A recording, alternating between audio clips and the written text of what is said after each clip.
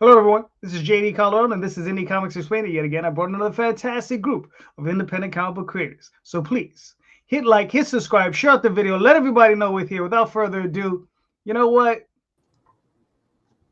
Marvin is back on the show. How are you, What's Marvin? up? What's Introduce up? yourself. Marvin, you didn't introduce yourself. What's going on? Eh, Everything's going on. You know how it is. Well, I mean, it's the end of the year, so I guess all bets are off, right? There you go. Well, that's not true because we know one guy that does have a bet on. I got bets on tonight. On tonight. Yes, yes, yes. Go Commanders. Commanders are going to wipe the floor with the Falcons, put a little extra money in my bank account before the year's out. And, that'll just go to pay somebody for some art anyway. So it's the circle of life in the creative world. There you go. There you go. I didn't even know there was a football team named the Commanders. Yeah, well, none of us, we don't like saying that. It's not a good look. We're all kind of hoping they change that name, but it is what it is. It sounds like a crappy sci-fi novel. The Commanders. It's bad. It's bad. How you doing, Tim? Hey, good to see you guys. Good to see you, Tom. Good to see you, Marvin. Nice to be back. I'm Tim Fling. I'm a writer from York, Pennsylvania. I'm a writer and increasingly a podcaster. There you go. That's all of us, right? At some point. All right, gentlemen. It looks like it's just the four of us. You know, the Jay. I don't know where he's at. I hope he's okay. So best to you, Jay. And if you are okay, and you just decided to play hooky for like no reason and not reach out to me, I will get even. Anyway, so he's going to appear in the comments before too long. Probably. All right, so gentlemen, look, it's the end of the year, right? So just like the show question says, could you have done more, and should you have done less? Right? So it's it's a bit of a screwball question. So Tim, what are your thoughts? Well, we get into these sort of analytical phases at the end of the year, right? I'm in one too. And we talk about these things. Did I do enough? And the easy answer, I think, for everybody, well, I didn't do enough. I didn't publish enough books. I didn't write enough stories. I didn't draw enough pages, whatever your gig is. But the truth is, man, we all survived. So congratulations. That's the hard part. I will say that I'm going to talk tonight about what's up, John? I'm going to talk tonight a little bit about the mix between publishing, what I call creating, and marketing. Mm-hmm. And by the way, I always like to do this when Tom's on the show. I think this is something he does very well. And Marvin too, especially with the I see a lot of people dabbling into new titles and action figures and things. But the answer is, how much should be time spent creating and how much should be time spent marketing the project? And I know that's one of the things I've got to increase is the marketing. So I'm hoping I can pick up some tips tonight from some of the people in this room. All right, cool. But do you think you should have done less? Should I have done less? I'm going to say no, because this is my year of new things. As you've noticed, I've been trying to do a lot of advertising. I did less Kickstarters, but more advertising. Mm-hmm. So I might have lost ground on Kickstarter, but I picked up ground on my website. So I don't know. I will admit to you, I still do better sales through Kickstarter than I do through my website. But I've got to somehow get to the level where the website is regularly churning products. Mm-hmm. Like it goes in spurts, if you know what I mean. Like I'll go a couple of months and not sell anything. Mm-hmm. So it has to be what it has to be is selling, 100 copies a day every day. That might be a little bit unreasonable, but it has to be, you know what I mean? I think you guys will all agree that we set up our Kickstarters or our crowdfunding platform of choice. And, it's kind of like an engine. You set the darn thing up and it sort of chugs along a little bit. It's got a life of its own. And I want to get to where my website is a little bit that way, to where I have a little bit more passive sales. So, whether I had done enough or not, I'm going to say that I haven't done enough, because until I figure out the passive sales, I'm not going to rest. Okay. That's fair. All right, Sharkman, you're up. We talked about this to a degree last week, and I was apparently not clear enough, because now JD's asking the question again. And the answer is no, I didn't do enough. Not nearly enough. I'm well aware of it. I'm well aware of my my comfort level that I exist in, which is problematic. In the larger sense, I did enough because we had, the 8 or 9 campaigns and they all succeeded, and, all the generalities were fine. But as far as like, okay, could you have gone to another convention? Yeah, probably. Could you have reached out to more shows to get in different audiences, not just doing our stuff over and over again, but actually getting into new people's circles? Yes, I could have done that. Could I have done more comic shop appearances? Yes, of course I could have done that. But I've found this comfort level of where I am, and it's dangerous because I like the way it's working, but it's nowhere near working as efficiently or to the nth degree that it could if I were to, sort of flip the switch and be like, okay, let's take this back to 2012. When I had 2 years under my belt and I had the energy of a 30-year-old guy doing this stuff. So, I've already started on next year doing things that I didn't do last year, including these conventions, yes, but also just appearing at comic shops. As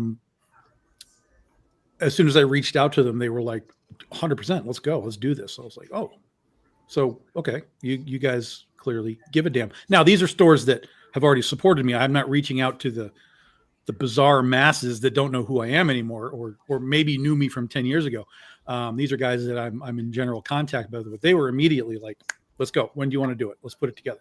And then I reached out to some creators to kind of be like, well, do you want to do this with me? Like you were part of this 15-year thing a long time ago. And they were like, yeah, 100%, let's go. And let's do it this way. And let's do it this way. And let's do it this way. So I was like, holy God, like clearly there's interest. Clearly there's mindset. Mr. Kincaid right there. That's one of my guys. He's working on a cover right now. I think Ryan and I are going to appear officially at a convention together for the first time this year, potentially. That's kind of in the works. One of the things that's happening. So all this stuff is sort of a little loosey-goosey right now. So I don't want to be like this and this and this until it's, locked in. But I do see a lot of stuff already happening this year to expand back out. I'm going to be on the road more. It's going to be more effort, but the reality is you can't do enough. It's impossible to do enough. Now, within your own sort of cocoon of life, you still have to find your work-life balance and, all that kind of stuff. Certainly. This is not me saying like, quit your job and go, no. You have to find your work-life balance. But there is probably always something you can do, even if it's just simply doing some social media work while you watch a football game or, something like that. There's very easy, small things that you can kind of always be doing. And then those will build to larger things, So yeah, I didn't do enough. But I'm comfortable in what we did. I'm nervous about next year because it's our 15-year anniversary, and I don't want to do too much because I don't want to wear myself out during the year either, because I still have to do work writing, running Kickstarters. I still have to do that stuff. So I don't want to be like at 30 cons again like we used to do. Holy God. Yeah, there's going to be an expansion of general appearances in the public. There's going to be an expansion of my time on shows like this in other places. And we've been getting invited to a lot of cons, and stores are open to us making appearances. So it's like, yeah, okay, this is the year for me to step back through the door, and leave the comfort zone behind and run the 15-year anniversary machine, to build us into what's going to come. All right, cool. All right. Now, the other half of the question, should you have done less? I would have loved to have done less. I would have loved to have done less. Because again, that if I do less, that means there's way more comfort time. There's way more cereal. There's way more, there's that. But no, I don't think I should have done less at all. I think we hit sort of our stride. Again, we hit sort of that, like, this is expectation, this sort of money, this sort of backer count, like, it was all in place. And so now hopefully we can take this 15-year anniversary thing and sort of hit the road and hit the interweb waves, and sort of take it, up a notch through the year, get our infrastructure in place for making sure everything's fulfilling on time and all that kind of stuff, and come out of 2025 with, some sort of momentum behind us to, power through into 2026. All right, cool. Marvin. Or you're just going to skip 2025 and go right to 2026?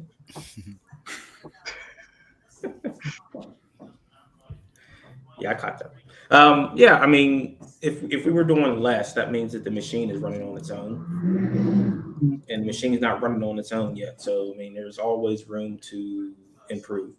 But as far as doing more, I think this year I had a serious problem with balance between creation and publishing. That the creation side kind of took a hit a little bit.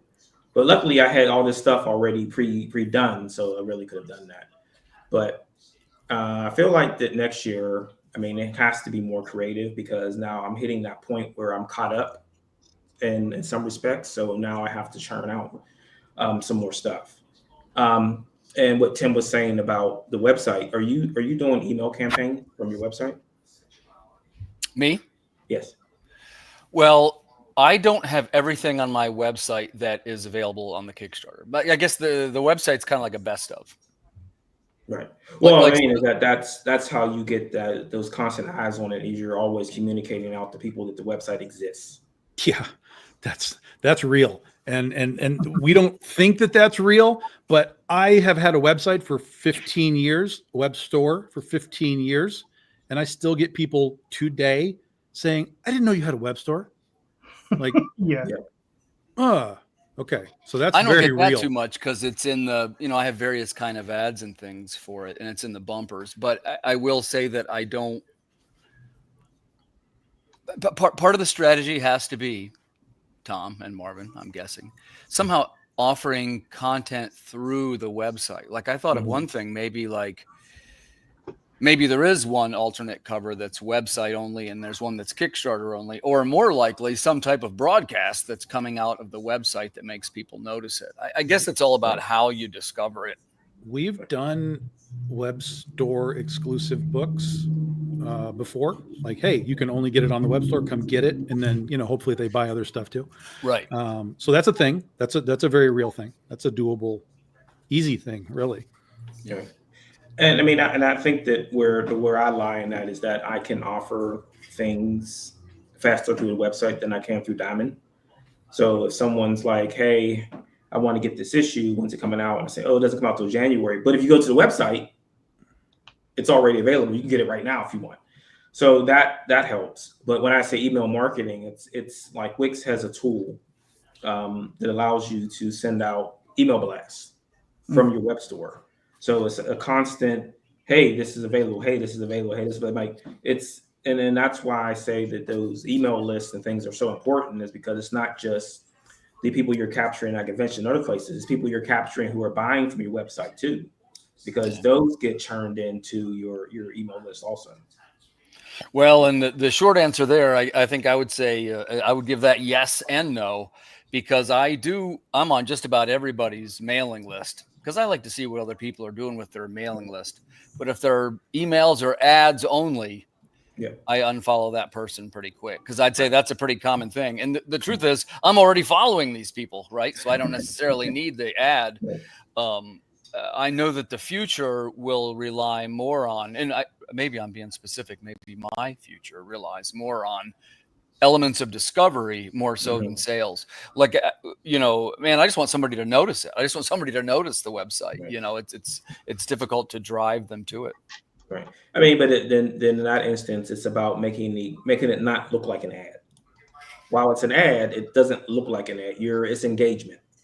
So you're engaging someone to a point where you want them to make a sale, or you want them to click on a link, or you want them to acknowledge that you exist. So yeah, I get it. All right, cool. I guess for myself, yeah, I think I did enough. I think I was part of enough campaigns. And as far as should I have done less, there was probably one small area I could have done less in. And that is towards the end. I don't know if any of this ever happens to you guys. Here's the problem that I have. And it's a serious problem. Whenever I get a sum of cash in my hand, right, I tend to spend it. I will oh, I've been meaning to get that short story done. Let me commission this artist. And at the same time, instead of just sticking with the one artist, I'm like, well, while I'm at it, this other story needs to be colored. Yeah, let me get that commission too. Oh, what? And I got this other one. Then, oh yeah, I can give this to this other guy. And then I overextend myself. I burn through that cash, right? Then I overextend myself, and I'm like, damn it. So yeah, I do that sort of thing on occasion. So that's probably the one area where I could have done less. It's probably to spend less cash, but that's also how I have such a big backlog of work. By doing that sort of thing. I mean, it's ridiculous and frustrating on my part, but it is what it is. I balance the book somehow. I try, and I just keep a lot of this to myself, and I cry in my pillow as to how broke I am. But so yeah. So that if there was one area where I could have probably done a little bit less, that was it. But in 6 months, I'll be grateful because I'll be like, oh, now I still have all this stuff, and I can push forward with that. You know what I have a lot of? I'd be curious to see if you guys have this. I do fairly often, maybe 3 or 4 times a year, like little workups to see if a concept will work, like a proof of concept, like a 3 or 4 pager. And a lot of times I look through them and I go, you know what, this isn't it. And I don't go farther than that. I'm pretty guilty of that, because sometimes you can look at the character and be like, well, this didn't quite work. But I bet you I have, in the last 2 years, I bet you I have 4 of those. Yeah, I got a couple of notebooks filled of notes of things that I'm like, it's in the notebook still. That's where it's staying. So, but yeah, it happens a lot, Tom, let me ask you, I'll ask all you guys this question, right? I have a folder on my computer of artists that I've tested for Oswald specifically, and it's like these guys didn't make it. That's their folder. Do you guys have anything similar to that? Well, I have so many different things that even if somebody doesn't fit for Critter, they could probably fit for Penny for Your Soul or any of the other things that I do. So the only time I have sort of a no-go list is if the artist is problematic. They're just late all the time, flaky, bad, I can't deal with that. The artists have to take this as seriously as everybody else. And there's so many times that we get involved with people and they're just like, well, I'll get to it. And I'm like, no, there's no get to it. If I have time, you can get to it. I'll tell you, look, this is like July, you can get to it. But if it's like, look, we got 2 months, you can't get to it. You gotta buckle it down and do it, because otherwise you're holding the entire production back. So I'm seeing a lot of that in the industry now. I'm hearing a lot of that in the industry, where artists or colorists or inkers or whoever are just, they drag down the chain, and so those guys, they get opportunity. Like, I'm going to give you the second opportunity, but show me that you're serious. But if not, then they just basically get cut off. Right. Yeah. Yeah. I've been there. Tim. Yeah, I definitely have that. First, the folder of the rejected artists. By the way, when I say rejected artists, mine isn't even really that. There's many reasons why things don't come together. It could be budget. It could be just the timing of two projects. Right. But like I was just saying, I have an easy 3 or 4 in my folder that are what I call proofs of concept. And they're 3 or 4 pages in, they're unlettered pages is what they are. And really what I'm trying to do is I sort of take it for a little drive to see if the artist and I sort of click. Like in my case, there's 1 or 2 that I really click with, right? You guys know Erwin or Rosa. We really click on stuff. And, we made the reference last night about how it's a little bit like making music, right? So it's kind of like when you get the bass player and the drummer in the pocket, they don't want to stop. They'd rather keep going rather than try out a new bass player. So I think Tom's kind of right that there's a slot for every type of person. But I think in my case, it's got more to do with, since I'm a less experienced writer maybe than some, mine is a little bit like testing the person, and mine tend to be things of that nature. Because really what I'm testing to see if there's that lightning in a bottle. Sometimes there is and sometimes there isn't. I got a couple clinkers out there too. I take great care to try and work with the best artists and have the best stories and things like that. But it is true. And, I think Tom said it pretty gracefully. Sometimes the artist maybe isn't necessarily as invested as you might like. And that's something that's really important to me. And I kind of like a guy or a girl. Remember, when I say guys, I mean guys or girls.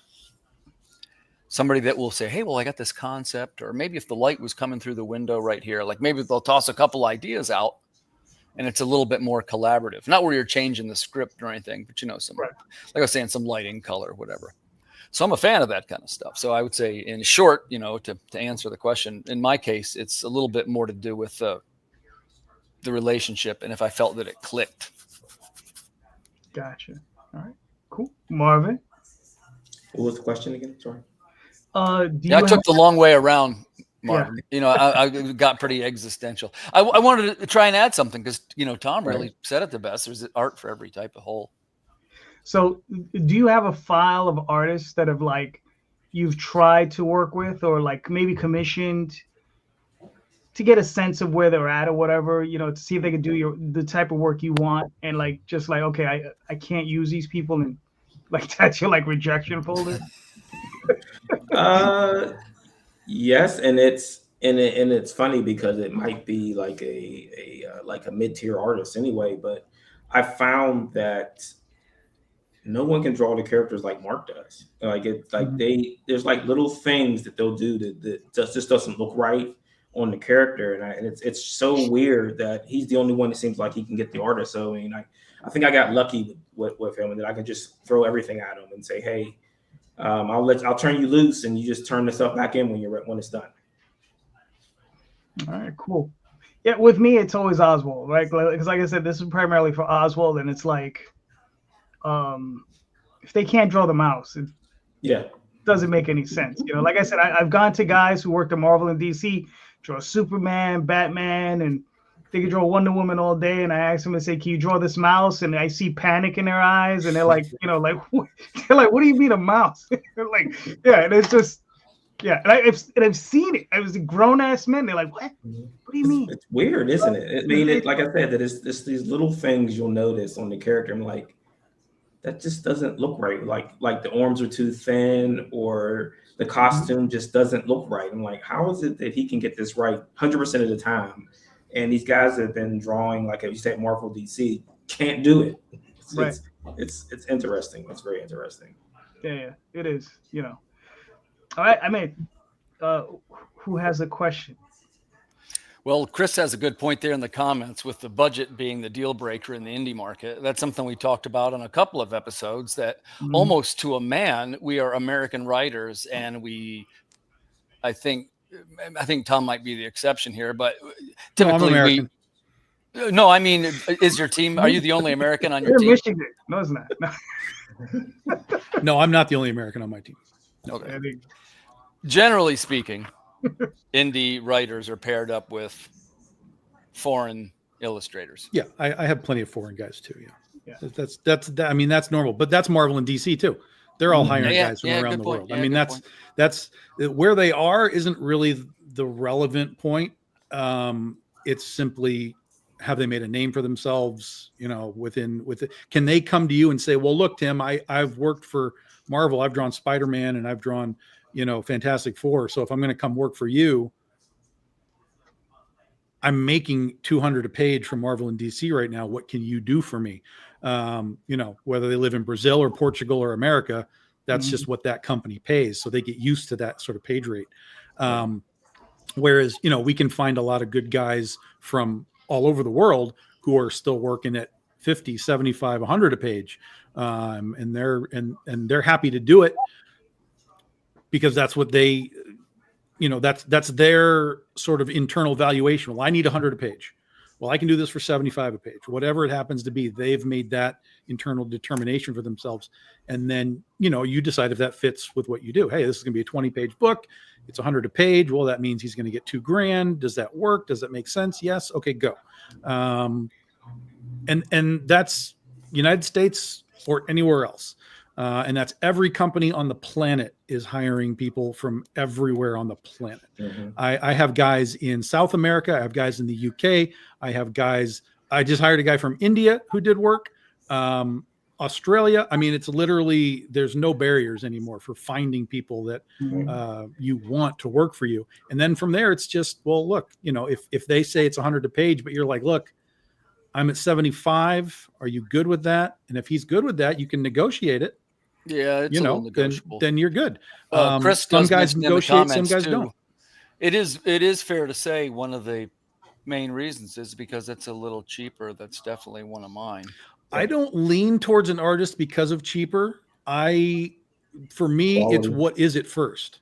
Right. Like if A is $100 a page and B is 75 a page, that doesn't even register to me. It's who is the better choice for the book. Now, if it's a wild difference, if it's like 75 and 150, you're talking about doubling up, then maybe you got to worry about it a little more. But for me, first and foremost, it's okay, who is the best possible for this? Right. And then can I negotiate a page rate that fits with, what I expect the book to do financially? Like I can tell them, I've done this long enough. I can tell them like, look, guys, we generally do this. It's generally 300 backers. It's generally 15 to 20K.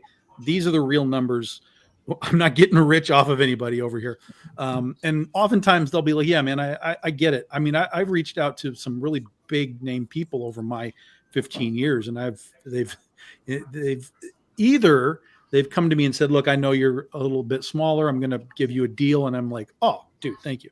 But other times I've said, look, I wouldn't be doing my due diligence if I didn't say, can I get that a little cheaper, sir? And, even if they understand, it doesn't mean they're necessarily going to give it to you. But I would say probably 90% of the time, they're like, yeah, I get it. Let me shave a little off for you and help you out a little bit. And I'm like, oh, this is great, man. I appreciate it. So, right. And in some situations, you can almost work in a bonus at the end also. Sure. Yeah, absolutely.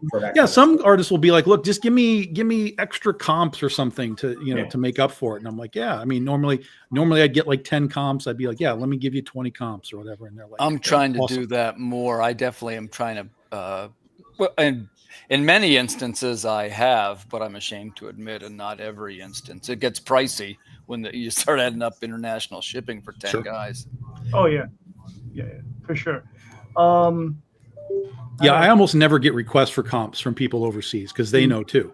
But if it's somebody that I work with regularly, then we just build a box. It might take a year, but I'll just be like, okay, we got a box. I'm going to send it to you. And he's like, okay, cool. No problem. We recently started looking at, and this isn't a success story, Tom. I just looked at the pricing and it was super attractive. Mhm. But in Argentina, actually printing it there, because in this current Kickstarter that's coming up, which is Birdman, it's going to have some Argentinian customers. There's going to be a Spanish edition and things. And we thought, wait a minute, for what we could ship it there, the printing is so much less there. They have like a fulfillment not too different than what you see here in the US. It's like pennies on the dollar. So now, obviously, I don't have the chance of verifying the quality of it, which is my one misgiving. I kind of like to see the book before they go out. But if they're shipping it from Argentina, that's going to add to your shipping cost. You're missing my point. It only ships in Argentina to the customers that are in Argentina. Oh, sure. Yeah. Right. Because if you're talking about if it's probably going to be 100 books or less, right? Yeah. So if you talk about shipping 100 books versus printing them right there, you see all of a sudden I'm saving money. Mm-hmm. I mean, but and that said is that for me, I didn't even know that most of these guys were from other countries before when I talked to them until it came time for payout. And then we're like, okay, how are we going to do this? And they're like, oh, I don't use PayPal. I'm like, oh, crap. Yeah. But I mean, usually Western Union will work pretty well for that kind of stuff, but there's other options. Yeah. Remility is what I use now. So that's helpful because now they've opened up most of the country, most of the world through that option. And it just goes right into their bank or right to their debit card or whatever. Yeah. So I mean, for my side, it's funny. It's Chris says cheaper. I say more affordable. Damn it. But yeah, I think I ended up working with Jade Gonzalez when I reached out to her like 14 years ago, because I wasn't at the time. I was not looking for a comic book artist. I was just looking for someone to do illustrations for my prose stories. Mm-hmm. And I had written her, and she wrote me back, and she gave me a price. And I remember getting the price and nearly falling out of my chair because I couldn't believe the price. And I was like, no way. And then I wrote her back, and she was like, yeah, way. And I was like, really? I was like, okay, give me a couple of weeks. I'll come up with a script. And that's how I ended up working with her. And the price has gone up ever since, and that's fine. But yeah, it was because that it was affordable that I got into it, and yeah, and that's really all it is. And I mean, look, and here's the other thing is that since they're overseas, they can actually make a living out of it. I mean, it's not a guy who's just making a few extra bucks just working nights and weekends, where sometimes they can't hammer on the project the way some of us would like, whereas they're doing it like that's their job, so they're on it all the time, whereas you have, when you have a guy who's just doing it on weekends or in the evenings, it's a little bit tougher on them, because they can't put all their energy into it, or at most you can get a page, maybe 2 a week if you're lucky. So I don't know, Marvin, you know about this? Paige is asking, is comics in Thailand under Diamond too? Is he asking? I mean, you might want to rephrase that. Are you asking if Diamond ships to Thailand? Because they do, if that's what you're asking. Like Diamond, it's worldwide. It goes everywhere. Like if they open a store in like Antarctica and they can get packages there, and they have a Diamond account, they'll ship books there. Gotcha. I mean, we've had some orders into Thailand. What's this? I had my weirdest one still is the Faroe Islands. Somebody bought books from the Faroe Islands. It's wild to see where this stuff goes. Yeah. I've had Iraq. I've had Russia. I'm like, God, this is really weird, man. Yeah, in Israel, Australia, New Zealand. New Zealand, yeah. China. Japan. Yeah. So Chris is asking, do you ever feel pressure to put out a TNA book or extreme horror because that seems to be what's funding on Kickstarter? Well, there's for every one that does well on Kickstarter, there's 3 that don't. So it's don't ever believe that that's a hack. It's not to say that putting boobs on your cover can't help you, but it's not the hack that people seem to think it is. I mean, I but watch that's more Kickstarter like all the rotation, time. right? What's that? Like, because Kickstarter gives you those rotation of things at the bottom, and it's showing those books that are TNA or horror that are making $20,000. Well, again, if like you, said, if you had a TNA book, I would assume that they would put comparable things. You know, hey, if you like this, go see these other titty books. Right. That's the thing. If you I think there's a setting in it. If you knock out certain things, I know Daphne had done it one time, and she had eliminated basically all those books from her feed. So it's, but if you start clicking on those campaigns or hovering over them too long, they will show up in your feed. I mean, Marvin, you just like to look at boobs, so I mean, you just need to stop looking at those campaigns. Well, it is a fair question, and I think you're likely to see this even more so in the coming years, rather than the trend is still increasing rather than reversing. But I guess to answer it directly, like I feel pressure. Chris, that's a good question. I wouldn't say I feel pressure. I would say that you got to be aware of it, and it is definitely a thing, including now new crops of creators will now have seen this model. Most of us in this room are following the model that we liked comics when we grew up and somehow learned sequential art and this kind of thing, and that's why we made it. But now what you're seeing here is the current crop could be potentially seeing the first crop of sort of salacious books and are now imitating that. So you're going to see that increase a little bit. But that said, that doesn't devalue anything anybody else is doing. I don't think there's room for all kinds of projects, right? Like when I'd say I wouldn't feel pressure, like I make the stories I want to make. The stories are actually already written, right? So I'm not changing anything. But I would say that it is something you'd have to be aware of it. Like you'd almost have to willfully ignore it to not notice how dominant it is on Kickstarter. So then that's always my question is like, where is all this money coming from? Like you continuously hear people saying, I don't have money for that, I don't have money for that. How are those books generating the kind of money they do when they said the art's not good or XXX, whatever? Well, remember a few years ago, and everybody was saying, I think this was just before the pandemic, everybody was saying how terrible the economy was. Mm-hmm. Right? I don't know if you remember that time period. Yeah. I remember I went to Disney World with Daphne, and Disney World was packed. And Disney World is not the cheapest place to be in the world. Okay, I'll say that right now. It'd have been cheaper for me to be in Paris than to be at Disney World. Okay, and it was packed to brimming, to the point where I was sitting at a restaurant, and I had another person lean over and says, "Damn, isn't it really packed this time?" And I was like, "Yes, it is, miss." And we had a conversation for 15 minutes just talking about that with this lady who regularly comes to Disney World. Well, I'll tell you. People with money. Yeah, but here's the thing. This is the way I look at it. The economy has been, will be bad. Okay, but that doesn't mean that the people aren't going to spend money on the things that they want. Okay, so in the Disney example, those are all Disney households. They are going to spend their money on Disney, whether it's Disneyland, Disney movies, Disney toys. That is all that they are going to do. They will never decide, I'm going to go buy Tom's book. I'm going to go buy Marvin's book. They have no interest in anything outside of their Disney box, right? Mm-hmm. Same thing with the adult stuff. There are people who just funnel their money into adult stuff. Mm-hmm. And that's a little wider variety than Disney, but you get the idea.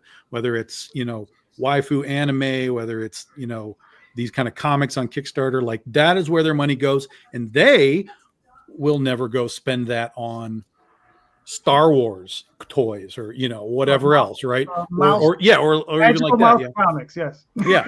So I think that disposable income allows us to get outside our box. Right. But we all have what we want. I want a Godzilla toy. I want a Star Wars toy. I want a G.I. Joe toy. We're in there. Just ask Jay with his G.I. Joe fetish, right? I'm in this zone. This is where I'm at. Disposable income means, well, now Jay can go buy Wheeled Warriors from the 80s or Shogun Warriors, and he can get outside of his box. So I feel like we're kind of all starting to get planted in our boxes right now. And until the truly disposable income comes, you're going to see less of like, well, I buy Big Dog Inc., but, you know, I'm not going to buy, I don't know, whatever. I'm not going to buy Coffin. I'm going to buy Big Dog Inc. or vice versa. Like the Coffin guys, that is what they do. That is their thing. That is their box. They go for that stuff all the time.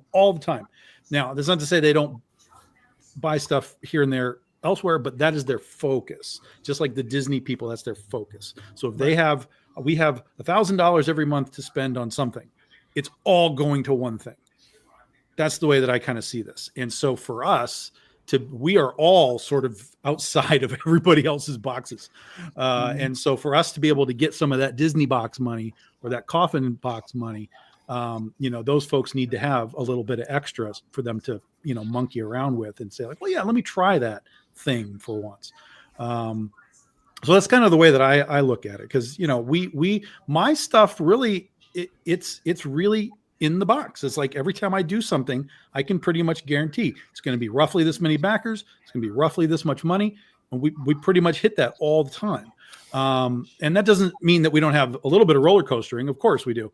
But, you know, people decide what they want to spend that money on. And if they can get an extra $500, that's where they'll buy something else, whether it's a car, you know, whatever it is. Like, okay, we'll buy a car now. We'll buy more comics. We'll buy more toys. We'll go into a different genre. Otherwise, people are pretty much just, this is our household. This is what we do. And so we need to build our spaces, our sandboxes, and invite as many people in as we can get to play in our sandbox and show them that you know, we have value to them. Yeah. So in the comments, Draw and Talk, yep. Every creator needs to create their own box. Yep. Definitely right. I think Tom, you got it. Yeah. Well, just to answer Chris's original question, do I feel any pressure? No, I did kind of jump into it because I was working on a project with someone. I said, you know what, this might fit that. And I was just like, all right, let's try it. And I got to be honest with you. I knew going in there would be work, right? It wasn't going to be just easy. Like I wasn't just going to be able to like, you know, put a pretty face on with some boobs and it was just going to work. It doesn't work that way. You have to work it regardless. You still have to build an audience. And I'm working in that direction. And the thing I've seen is things have gotten better and better as I continue it. So I'm just going to continue. I'm just going to continue to see what happens. I will continue all the way to the end of these projects. I got 4 issues on Magi's Grace. I got 6 issues on Dreamweavers. Eventually I'll pull out Girls of Terror X and and Tim, if you want to see Salacious. I do. So let me give you a real world example of why I don't chase the boob idea. This was many years ago. We were at Seattle, Emerald City. We had just launched Scheherazade, and we had a fan at the booth, and he was looking around and he was buying stuff, and he pretty much only bought nude covers for the most part. Or just, you know, particular artists that he likes, eBay or whatever. And he was like, so where's the nude covers for Scheherazade? I said, there aren't any. There aren't going to be any. And he was like, well, that doesn't make any sense. And I said, why do we need nude covers to sell this book? It's already our best-selling book of all time for us without it. And he was like, yeah, this is literally what he said, guys. He said, yeah, now, but as soon as the sales fall, you'll be putting boobs on those books. And it took every ounce of strength for me to not put my fist in his throat at that moment. Because I was like, fuck you, buddy. If you're only here for that shit, I don't even want you buying anything that I do. But I just kind of was like, Yeah.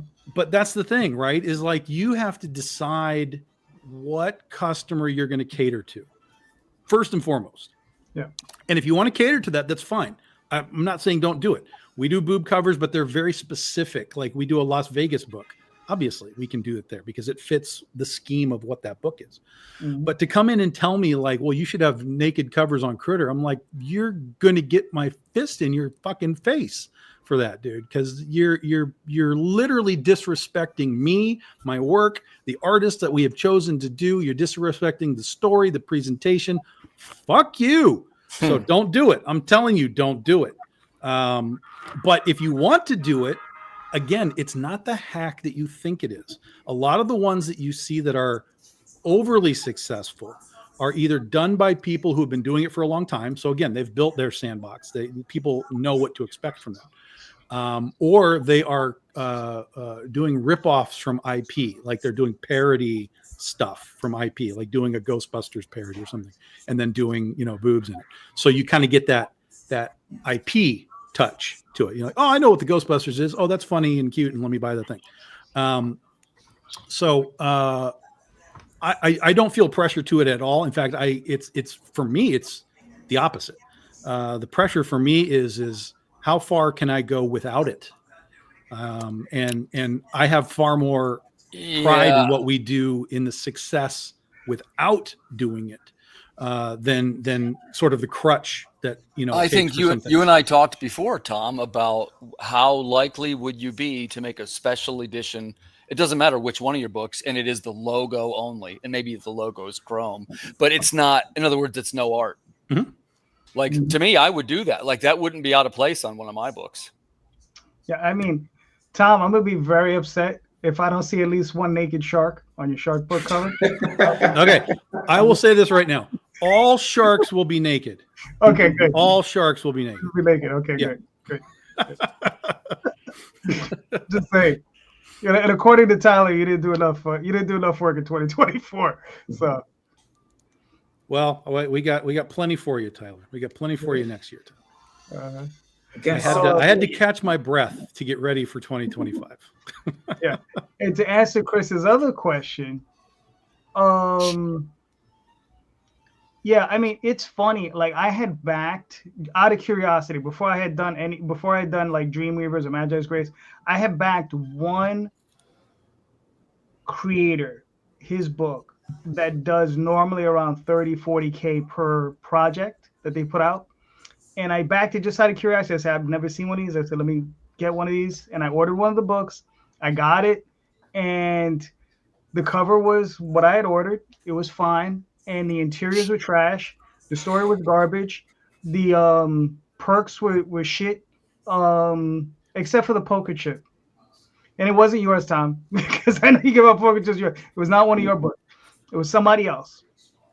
And I mean, the book was garbage. I mean, I don't throw away comics, but I was tempted. I know a guy who's been doing comics a long time, and he will remain nameless. But he told me, under no uncertain circumstances, that he is fully aware that nobody that is buying his books, at least in his case, gives two shits about what is between the covers. Mm-hmm. They are buying it for the cover. They're buying for the art. They are buying it for the artist, whatever it happens to be. And they are completely disinterested in what happens between the covers. And he treated the creativity of what's between the covers in that regard. He just did enough to get it done. So it was a comic. And it had whatever it needed to have to be, a comic. But he even said, he was like, I could print these things with blank pages and they would still buy them because of the covers. That's what they're buying this for. And I was like, that's the most depressing thing I have maybe ever heard in the comic book industry. And he was like, yeah, I know, man, but that's just the reality of it. And I was like, well, that's, I don't even necessarily disagree. But in my situation, I will never turn in half-assed stories or art. Yeah. My fan base and my followers, they deserve everything that I can give them, from the front of the cover to the back of the cover. So but he's not wrong. And a lot of these, NSFW books are just that. They're just like, well, here, look, the girl's going to run across the field and she's naked. Oh no, she tripped and fell in the mud. And, it's just the most inane, nothing things. But there's a market for that stuff. I mean, even if you go back to like early films back in the day, like the early nude films, like all they were is just girls running around and, you know, their dress falls off because it got torn on a fence. I mean, it's just banal nothingness, but people were all about it. And the porn industry is multi-hundreds of billions of dollars. So if none of us here are saying sex doesn't sell, we get it, sex sells. But I think you still need to be far more distinctively in that box for it to have an effect on you. Like that's where you have to exist versus like, well, hey, we're going to put out a couple of boob covers a year. Like that's not going to appeal to that, no pun intended, hardcore audience for that stuff. Yeah. I mean, look, I'm doing the books. I'm doing Magi's Grace right now. You know, and I have, you know, nudes. I have all kinds of stuff for the covers. But the thing is, the interiors are good. The story is good. It's a lot of fun. The same thing with Dreamweavers. Like, it's just a vehicle to hopefully get it out into a few extra hands. As a matter of fact, I'm hoping to reverse the trend, right? So let's go. You can have your boob covers and you can have a good story too. Let's try that, right? You can. Wow, that's true innovation there, JD. Oh yeah, exactly. I know. Either true innovation or true delusional. You know, I'm really delusional. It's one or the other. I don't know which one. You know, but Tyler's right. He says he agrees. He says he's talked to 2 creators last month who said the same thing. He says I don't care about the interiors of the story because I can crack 30 or 40K just on the covers. Yeah, and if you're producing poor interiors, you can pay garbage rates so that your costs are just, you know, nothing, and you can put all that money into higher name artists who can then, you know, draw that attention in because that's what they're buying it for anyway. So yeah, right. No, I got you, man. I got you. Cool. Tim, we totally derailed your question. Sorry. Just blame it on Jay. Blame it on Jay. Yeah, we'll blame it on Jay. Hold on, let me pull this up real quick so we can just go through this. Tom, here you go. Oh yeah, it's freaking me out because it's already just a few days away. Nice. January 1st begins the 15-year anniversary for Big Dog Inc. Specifically, Penny for Your Soul and Critter are the books we released in 2010. So we're doing a 15-year anniversary sort of, you know, boost. So January 1st in the evening, we're going to launch this campaign. It's going to run 24 hours. Basically, it is a pinup book of some of the best Penny for Your Soul art that we've done over the last 15 years. It'll be 20 pages of pinup art. And there are new covers by Nia Rufino. So if you scroll down, there is the logo edition for the book. There are going to be 100 of those logo editions. They'll be $25 a piece. And then she did, with that same art, she did 5 color variations for that piece of art. Each of those covers will be limited to 15 copies each. That's it. Serial numbered 1 through 15. That's it. 15 copies. And then there's going to be 3 of each of them will be in holofoil. So there'll be 15 total holofoils as well. But it's a very, very limited high-end campaign. And if you're unfamiliar with Penny for Your Soul, though, we do have the previous trade paperbacks. You can get volume 1 through 4 on the trade paperbacks. You can get the spin-off books with Mary Magdalene. There are some art prints in there that we have as well. So it's a Penny for Your Soul campaign, but the focal point is our sort of kicking off our 15 years with Nia Rufino, who is one of 2 artists who has been with me since day one at this company. So yeah. All right, cool. Listen, it looks awesome. I know you're going to do great because, yeah, I mean, you always pick great artists and, you know, she absolutely killed this. I mean, just the art alone is ridiculous. And then when she started dropping all the colors, I was like, oh Jesus Christ. Yeah. They're so great. So yeah, it's going to be really fun. It's going to be very, very limited. But again, if you are not one of the hyper collectors that wants the super limited stuff, you will be able to get that logo edition for just $25. All right, cool. Very nice. And this is going up when? January 1st. January 1st. We will be doing it in the evening of January 1st. Yeah. Gotcha. So Wednesday night. Nice. Okay, there you go. Cool. All right. And then let me put up. I will throw up my campaign real quick. Duke. This is Magi's Grace. So we got 99 backers, another 16 days, got $3,200, so we're doing okay. Look at you get that boob money. Listen, Go get it. get it. And here's the thing, I try to hire. We got Lena Dye, we got Pablo Verdugo Munoz. Of course, we got C. Michael Lanning. He's the interior artist as well as the cover artist, and he's my partner in this deal. So, where is C? He And should be internationally renowned UFO researcher. Yes, there you go. We got LC Freitas on there for a cover. We got Douglas Aparecido Manzini. I can only say it in Spanish. This is Anya Ah. So she does some funky stuff. Here's some of C's interiors.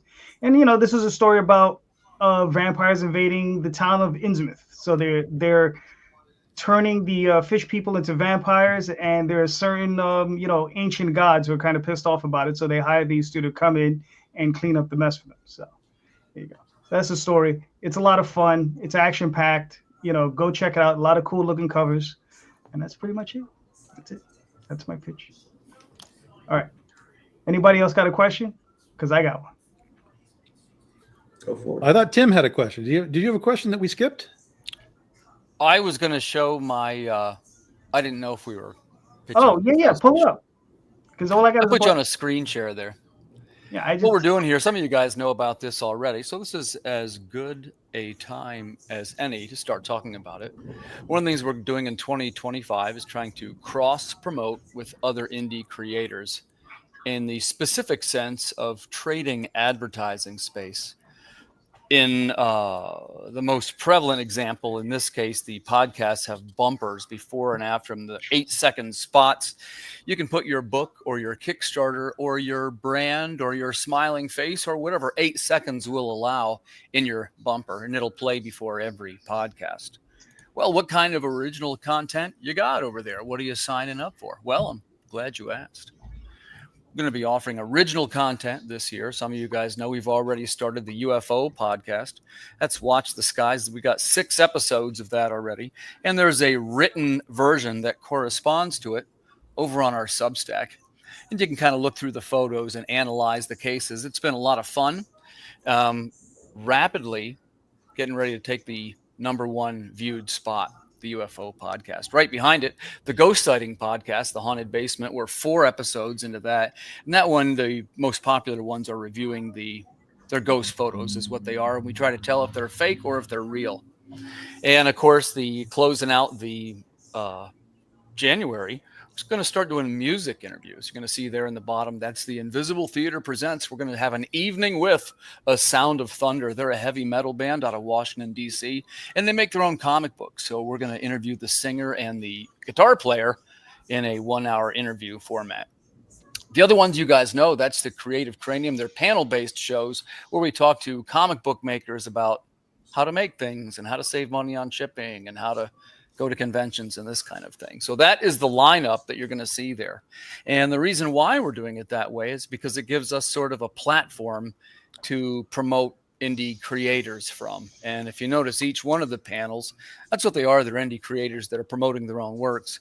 And it's one of the ways that we try to reach audiences in a way that's organic, right? It's a little bit like a show. And particularly in the ghost shows, they're doing well. They go out across something like 7 or 8 channels now, and each one gets a couple hundred views. So seems like it's off to a pretty good start.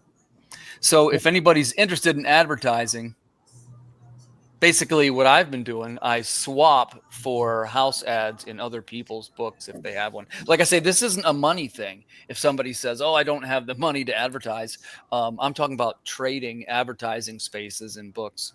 For example, we saw John Westhoff earlier. I did it with him. I did it with Chad. It's one of those things where you can put your title in somebody's book. So if anybody ever wants to swap, that's what we're doing. Cool. I want to come on your ghost show when my Amityville book comes out. Okay. Hey, I thought you did a great job on the UFO show, Tom. Oh, thank you. Thank you. Yeah, That was fun. it's funny because we're trying to make it a little bit serious, right? Because I've got this book coming out. It's going to be this UFO book, and I wanted to have the flavor of, hey, the research team analyzed these accounts, which is, our research team is this podcasting group of comic book makers. But if anything, that makes it more interesting rather than less. Yeah, I've got a UFO book next year too for somebody else. Looks like it's going to be coming out in the summer sometime. He was talking about. So, Plan 39 from Outer Space from Dren nice. Publications will be sometime next summer. So, yeah. That'll be cool. In my case, and that's why I say every person's a little bit different. But of course, I also have my other cryptid book that will probably be going slow, to be honest with you. So it's probably May or June at the earliest. But the idea being that, again, somebody who likes UFOs probably going to like my book. Somebody who likes ghosts probably going to like my book. Trying it out, man. I'm trying some aggressive marketing stuff in 2025, and it's something you guys will probably notice that I'm trying these things. Yeah, let me know when you do a Magic Mouse, segment, all right? Maybe I can get the sales for a damn book. The Magic Mouse podcast. There you go. You won't get sued at all. Not at all. The music thing I do in the sense of, I love music, and I don't know how that's going to translate to other comic fans at all. But here I stumble across this band, A Sound of Thunder, and they're like a crunching heavy band, and they make their own comics. So it's like perfect. Yeah. We're going to try it. So Tom, Chris says having me on your book is basically like printing money. I don't know how true that is. So she's got that following, that you want when you hire an artist. She definitely has that following. She's been doing this a long, long time. So it helps for sure. Right. And for her, when she buys into what she's doing, like really buys in, you get what we just showed you. I mean, like it's ridiculous what she can do. And people get excited about it. So that's fantastic. I love traveling with her. I've traveled with her for years across the different cons and stuff. And, people always love to come and meet her and find her and get signatures and all kinds of various books that she's done. So I love her to death. She's like I said, she's one of the OGs from back in the day, from year one. All right, cool. And Brent Irwin, I don't know if you know who Brent is. Brent is a former publisher of Ape Entertainment. I've known Brent for a long time. He owns 2 comic shops out in Texas. Brent's mad cool. He says, I had a great time listening to you guys tonight. Listen, Brent. I got to invite Brent on eventually. Marvin, as a matter of fact, when we get back to doing our show. Yeah, I think the retailer edition shows are a great idea. Marvin, you do that, don't you? Yeah, he's my partner. Yeah. We do like one in a while. We gotta do it. We do 2 versions of the show. So we do one with JD, and then I do one with DP. I remember. All right, cool. All right. So, you want me to jump back in? Sure. Jump. All right, here's one for you guys. Here's something I've been thinking about. Like, I listened recently to a podcast with, oh my God, I'm always forgetting this dude's name. He wrote Deadly Class. You know what I'm talking about. Is that Remender? Yeah, Rick Remender. Yes. I listened to a podcast with Rick Remender. They were interviewing him. Very interesting conversation he had on this thing. And he was commenting on how like a lot of these companies that are coming up, AWA, Distillery, this stuff that Substack had done, a lot of these companies coming with these hedge fund money funding comic books, but not really producing anything that's not so much worthwhile, but not something that the artists are really invested in. They're making good money, right? Because he says they're getting page rates of like $800 to $1,500. These guys, right? He says they're getting huge page rates, right? But the companies that are paying these these rates are getting 50 or if not more percentage of the IPs, right? Because the IP farms. Yeah. So my question is because of this, do we feel that has this hurt the industry, right? Because we ended up with a lot of stuff on the shelves, probably not needed, probably not wanted, either by the community, the creators, and even the publishers, right? And the retailers, right? So, what do you guys? I'm going to cause problems. That's I'm gonna good. cause problems. Awesome. I want to hear this. None of this is new. We have No, I know that. we have existed in a throw shit against the wall and hope it sticks to Hollywood's bathroom for decades. There have been big name creators that have done nothing but just create for the sake of pitching a project, hoping to get some option money. So none of this is new. But if you also happen to go back through the history of the companies that all of this stuff happened with, 90% of them are gone. I mean, they're gone. So, history tells us that pitch option properties, even if they get optioned, that doesn't mean it's becoming anything. That just means they got to check, hey, we want to option that. Here's 10 grand, well, we own it. No one else gets it. Which is great. I'll take that check. Anybody wants to give me that check, I'll take that check. But most of those books don't exist anymore. Most of those books are forgotten. Most of those books are in dollar bins. And most of those companies that were doing that kind of stuff are gone. Or if not like completely bankrupt, gone, just like they're not doing anything anymore. AWA and Aftershock I think they're on their last legs by what I see in previews, And so I don't ever think here's the flip side to that coin. I don't think that a lot of creating is a problem. Like, I'm not going to tell people like, don't create what you want to create. Of course you should. And I don't necessarily think that it's a bad thing for all of these guys to be like, well, here's like 8 things from 8 different companies and, check these things out. But I think one of the problems is that a lot of the times that stuff doesn't succeed because it doesn't continue. This is something that I've talked about a lot of times in comics. The comic book world understands something continues. So if your sole thought process is, I'm going to do a 6-issue miniseries and it's out the door, you might get that little bit of, ooh, this guy made a book. But in a year or two, it'll be forgotten. It'll be in the $5 graphic novels. But here's my point to where I'm saying that it may have been a detriment, right? Okay. Whereas the thing is when you say you don't mind someone creating, I get that part. But here's the thing, though. We're coming from writing, when I was originally writing prose and novels and stuff, you hear the old guys. They talk about trunk novels, right? Those are the books that you wrote and you don't ever show them to anybody because they're your trunk novels. But sometimes they get out there where the publisher comes to them with some cash. Say, look, I need, we want to hire you. Somebody says, I haven't really got anything. Oh, and I got the thing in my trunk. All right, here you go. Yeah, I think that's valid. Except that, and it tends to be their B and C level stuff. That's what I'm saying. Sure. 100%. Another layer to this, though, Tom. Give me a second. Okay. When these companies come in and they're paying $800 to $1,500,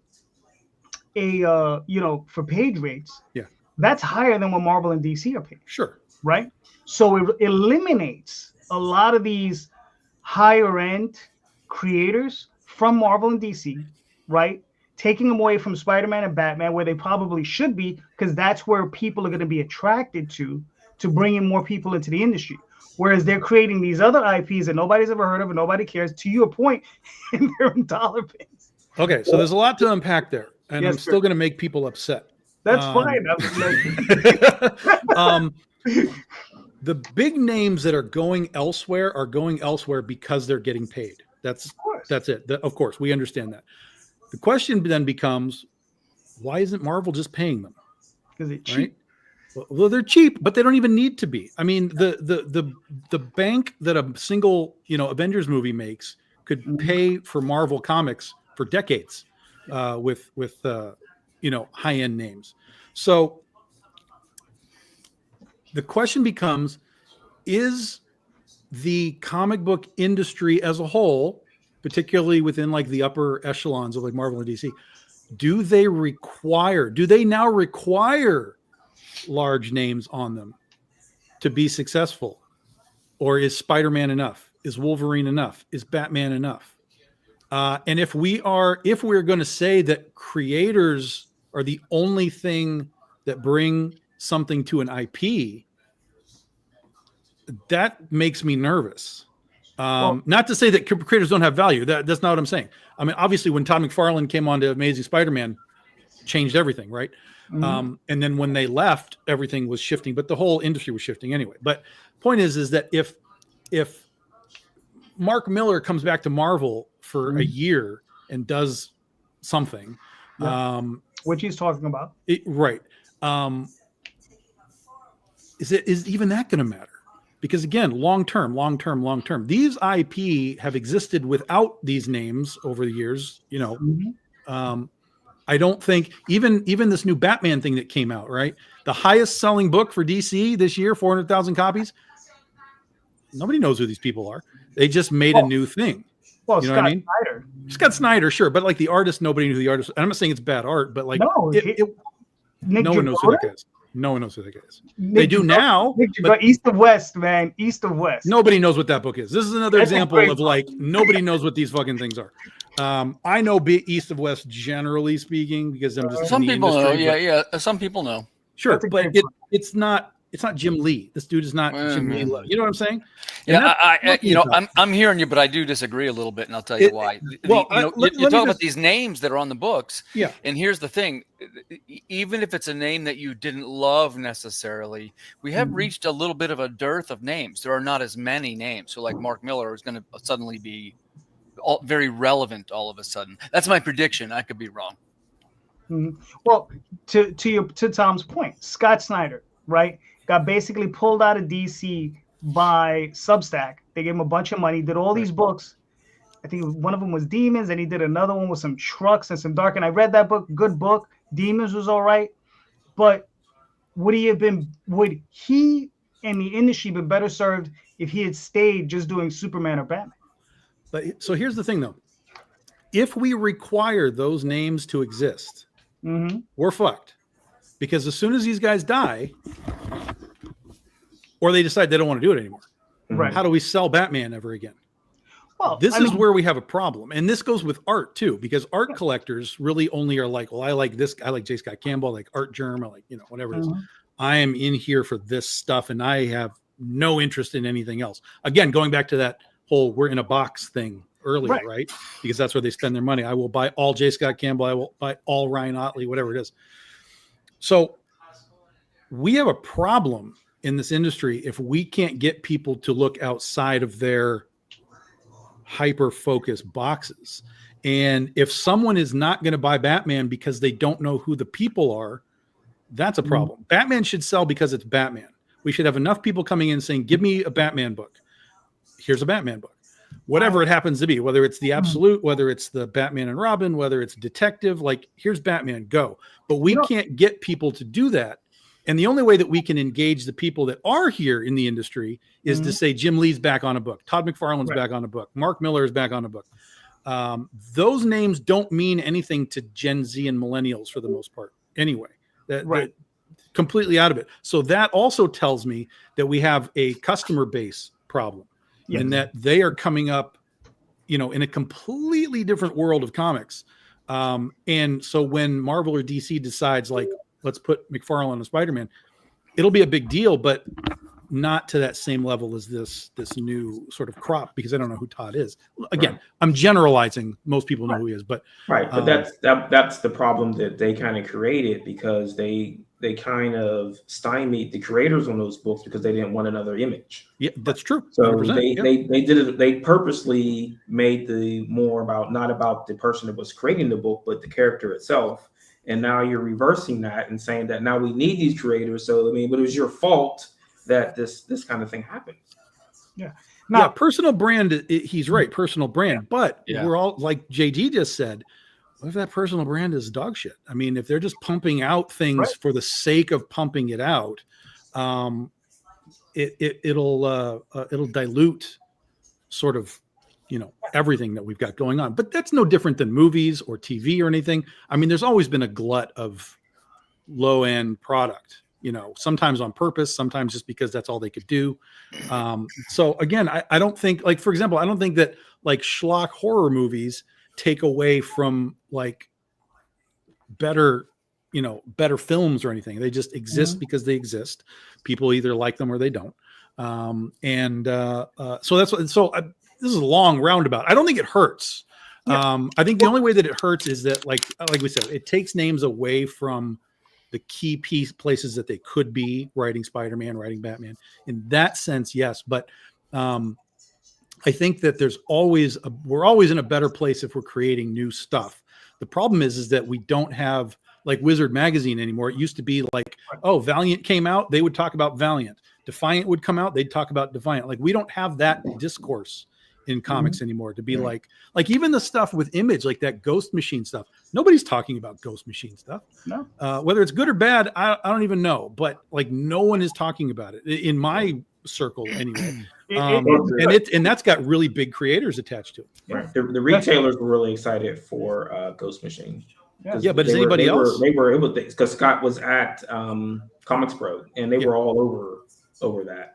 But like you said, is that are people talking about? And I think that a lot of the things is the problem. Like when you were talking, JD, about the amount of stuff that's on the shelf. Like, I took someone to a comic shop for the first time, and they were like, "Where do you even start?" Right. Because the wall of new books stretches from the front to the back of the store. That's too much stuff for a person just walking in there for the first time. They don't know where to go. You don't know where the new books are at. What's number one? What's number two? Who are these characters? I have no idea. Right. So Tim, I mean, did you have any thoughts on the on that question? Or that thought? Oh, I do. I was at the Comics Pro event with Marvin, and I think that's a pretty good example. In that case, it was Jeff Johns was there too, right? Right. Mm-hmm. And where I was going with this is I think Draw and Talk was pretty close there in the comments, that people get invested in these names, and it's not too different than following a band almost. Sorry if I seems like I use the band example fairly often. It's a close one though, I think, in the sense that same as like Star Wars. Somebody that likes Star Wars already is a little bit predisposed to like Star Wars. So I think it's got more to do with sort of this cult of personality than we think it is. And we like to say things like, well, but only if the product's good. And much to my dismay, that might not really be true. It might be just that the name is attached even more than the quality, for good or for ill. Mm-hmm. But I do think that it's the same thing that can benefit us in this room, because sometimes we say things like, well, hey, nobody's really talking about this or that, but we are. So we sort of lead the vanguard of this nerd culture, right? And I mean that in the most complimentary way, right? Like, we talk about the names and we keep them relevant. And I follow most of the great comics writers. And to me, this is one man's opinion, but I would buy the book based on who was the writer on the book, not on who was the artist on the book. And I would suggest that there's probably others that are like me. I realize that it's primarily visual field and most people follow the artist. But I bet you if you went through the list and said, if you look for people that followed Grant Morrison or Alan Moore or Neil Gaiman, you're going to find a bunch of them all right in a row. So I'm going to stick by my assessment, something like the Mark Miller type of book that'll be relaunching. And even these, to a lesser extent, the example you gave, which is sort of these boutique publishing books, Distillery, I kind of like them. But I will say that, Tom's objection is in there about if the story is good, because some of those books, the art was beautiful and the story was not that good. I do prefer a little more compelling story. But I mean, they're beautiful books. Yeah, and that's the thing, right? If Mark Miller is a big deal, well, he is a big deal because he sells a lot of shit. But even the stuff that sells well for him, Kick-Ass and things like that, he's his own movie production company now, right? Yeah. But even though his stuff sells well, right? It's not selling Spider-Man numbers. It's not selling Avengers numbers. It's not selling those kinds of numbers. So if Mark can do huge numbers of sales on Avengers, And then he's like, okay, guys, I just did Avengers. I'd love for you to all come and read this new thing that I'm doing called Nightclub, right? Which is a real book. And that book can't drag those people over. There's a clear indication that the people that are buying Avengers are just buying Avengers. Again, they're in that box. I'm here for Marvel. I'm here for DC. I'm here for, whatever it happens to be. So there's obviously the perfect mix, which is the key IP with the key creator.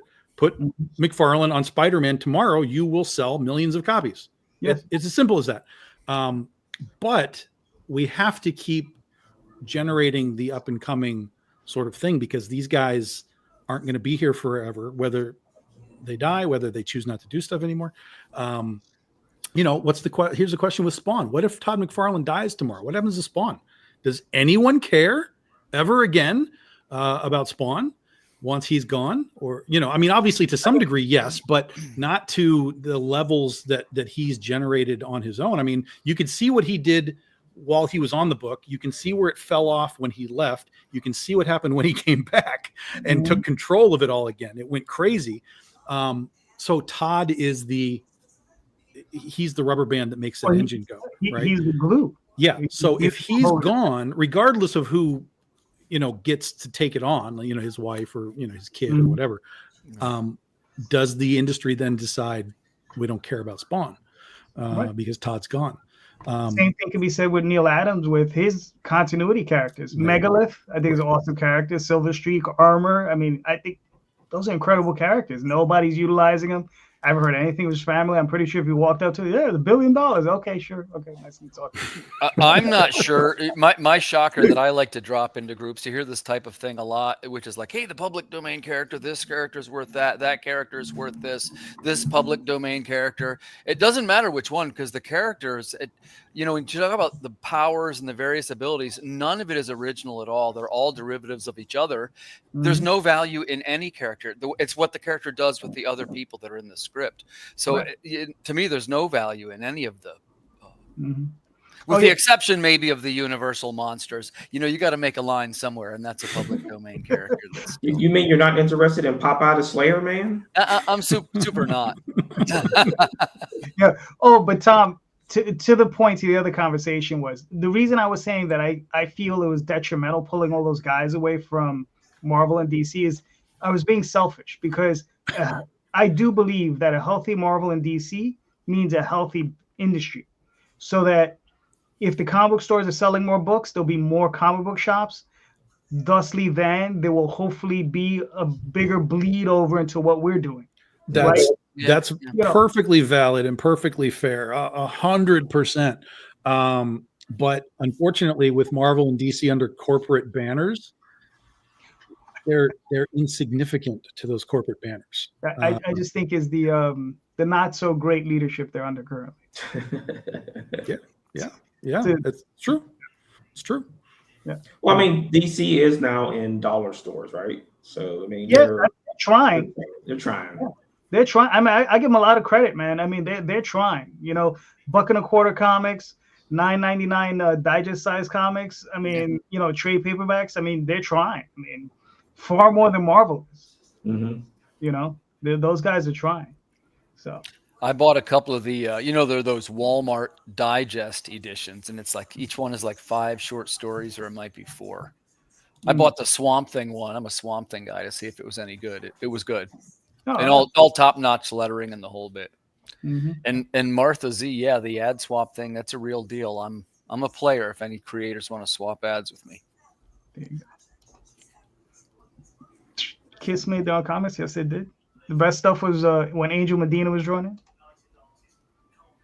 Psycho Circus. Yep. If we depend not sell doesn't finish that really worse. Well, I mean that's always going to be true, because they have that's advertising, right? Is that they're going to be no matter what in the situation up front. And most people are walking into those stores looking for those books and not the more indie books. And as I said before, is that it's up to the retailer to point people to those books. So if someone comes and they're no longer buying Avengers, point them to an indie book that's similar and it's not as bloated as that Avengers book is. Yep. It was the other night we were talking about, and I would love to hear Marvin's answer and Tom's answer to this.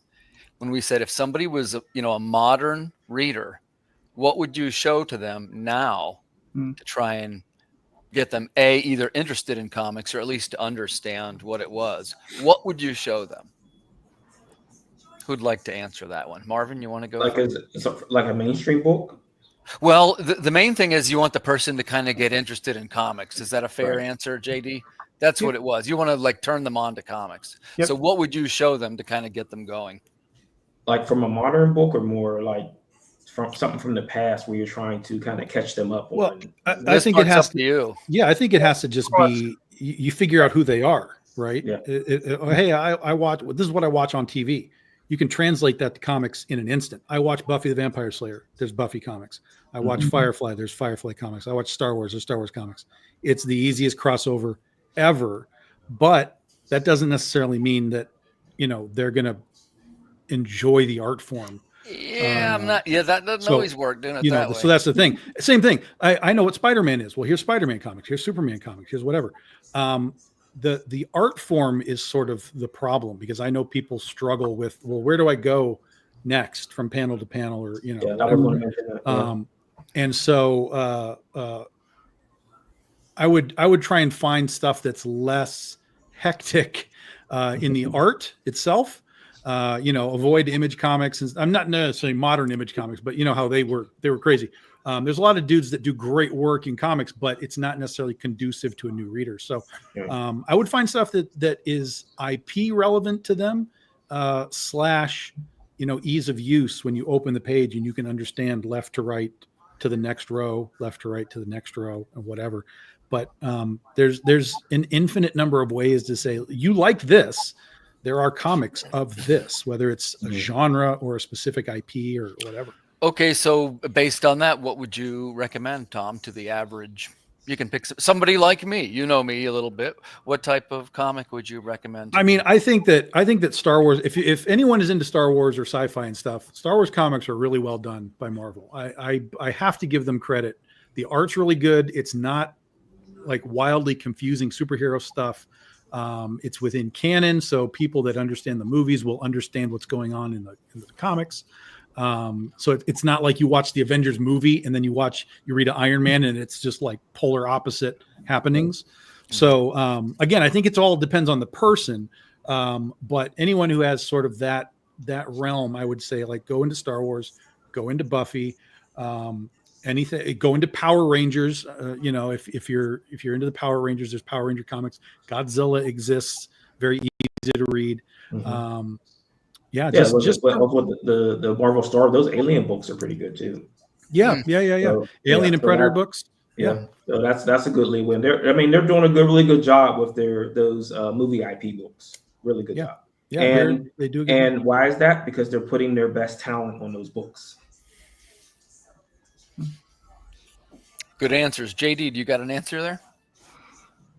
I mean, last time I chose Fables, and I guess it was The Building by Will Eisner.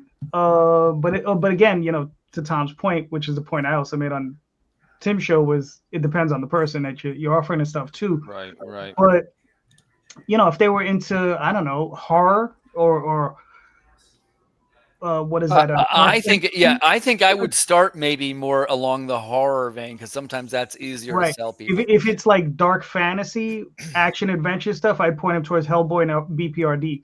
And what's funny is I would point people more towards BPRD. I think is the better story. Hellboy is good. The artwork's incredible. All of it's incredible. But I do feel BPRD had the better, more fleshed out story, and I think it's a better story. So I would point them towards something like that. And then, like I said, if they're into fantasy, I'd point them in Fables. The Oswald Chronicles is always available. Tall Tales. There you go. That's what I would point it to. Good. Yeah, if they like the adventure stuff, if they like stuff. I don't usually do a lot of Alan Moore stuff, but the first League of Extraordinary Gentlemen is great. and very easy to follow. It's busy art because there's like tons of details, but Yeah, it's Kevin very O'Neill. easy Yeah. square to square to square to square type of stuff. That's a good pick. I think, you could get somebody there easy if somebody says, well, I'm like a Captain Nemo guy or I'm a Tom Sawyer guy. Right. Yeah. So just tell them don't watch the movie. Don't let them watch the movie. yeah. Right. That is fact. One of the guys mentioned last night, I guess it was Jeff Burant, mentioned Scott Pilgrim has sort of a fast pace. Because one of the things is it's difficult, not difficult. Some people don't necessarily understand sequential art. Like Tom was saying, hey, which page is it left to right? But some like things in a manga format are very easy to follow. Right. Of course, this would be an American translated one that reads the correct direction. Well, I mean, but that's also a problem with the creative team on that too, where they don't do a good job with the Z pattern at all. And I've seen multiple books like breaking panel borders for no reason. The dialogue balloons are on the other page. I'm like, you guys, you're making it more difficult for people, because I've had people at conventions say to me, I can't do this. I don't know how. My brain just doesn't work with the way that American comics are done. Well, I have the problem with manga. I can't read a backwards book. Impossible. I was at a bookstore when I was at a con somewhere, and I went into a bookstore and they had all this manga stuff, and I'm like, well, let me just look at some of this stuff. I was familiar with some of it, but I was like, let me just poke around and look at some of these things. So I grabbed a few things off the book. I'm like, oh, this looks all right. And I'm like, oh yeah, turn it over. You got to read this way. Yeah. My brain shut down. It was like, dude, what are you doing? Like, yeah. Well, I mean, that's because your brain is not used to doing that. That's right. You put something in front of someone and their brain goes, it'll be done. That's it. You're lost. Yeah, it'll close the door in an instant. It's kind of like if you ever, there used to be a game called Rock Band. Are you guys familiar with this? It was like a Guitar Hero type. You'd play like a little guitar or bass, and one person would play the drums. But the thing that was funny is if you really did play the guitar, it'd be a hair different. Like if it was like it would go up instead of down, for example. And then so they'd say, oh, you probably know this one very well because you can play the guitar. But then you'd play it in the game. And because you had learned it the other way, you couldn't do it. You know what I mean? Right. Like you would flub it every time. Imagine like like some kind of challenge where they tie down your right hand and tell you to use your left hand. Right. Yeah. Right. Yeah. I could train myself to read that way, but it was really weird to me because I had read manga before, but it was really weird to me to like open that up and kind of try and, do the backwards thing. And my brain was just like, no, put that back on the shelf. Yeah. On occasion, I do read some manga, and I have to remind myself which way, because I find myself reading it in reverse, right? And so reading, I'm like why is this not making any sense? Oh, that's right. I'm going on. I read them, and I know they're very popular. I've mentioned on other broadcasts I don't particularly love them very much, but I get it that it's a thing, and it's my shortcoming. It's like Marvin said, I'm trained so hard and so long and so classically the other way. I don't know if you've ever seen it, but I would suggest trying something like Lone Wolf and Cub. I don't know if you ever read that. Listen, yeah, those I know. And of course, I read those in the Dark Horse series in the 80s. But in those days, remember, they were translated into American. Right, they were flipping them. I have all 27 volumes. I mean, like, What I'm saying is really, or I guess it was maybe Marvin mentioned it. I forget who mentioned it, but the reading of it backwards and like those. I have a couple of those, and I just can't quite master it. Yeah, I got you. All right, we got a few long questions here. I'm gonna read them out. Do you think well done motion comics could ever bridge between, for example, Marvel movies and no, it's about motion comics. Yeah, never to make motion comics again. No one cares. Yeah. They're not accessible. I've seen a few on Tubi. Mm-hmm. I mean, maybe if you made it more accessible, like and put them out where people could see them. Yeah, the best one I ever saw was Invincible, and they had it on like iTunes or whatever, and it was interesting. But like, I didn't care. I'm not going to buy like 100 issues of a motion comic. You know what I mean? Like, there's no value to that. I'd rather see the animated series. Yeah. Let's just wait to do it right. Yeah, for sure. Yeah.